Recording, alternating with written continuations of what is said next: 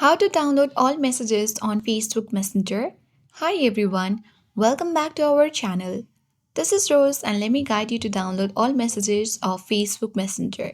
Without further ado, let's get started. So you need to know that in order to download all messages, you simply need to take help of Facebook. So launch Facebook and sign in to your account.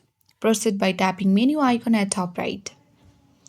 Now navigate to gear icon at top right to access settings page. Tap on See More in Account Center. Here you need to scroll down and select your information and permissions. Then tap on Download your information. Select Download or Transfer information and tap specific types of information. From this page, you need to look for a Messages option. Check Mark Messages and tap on Next button. Tap on Download to device. Select the date range and your email address, the format and media quality. Then tap on Create Files.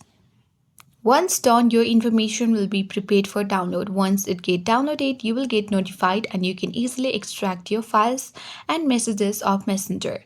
I hope this guide was helpful. If it was, then don't forget to like, share and comment. Thank you for watching and I'll see you in the next video.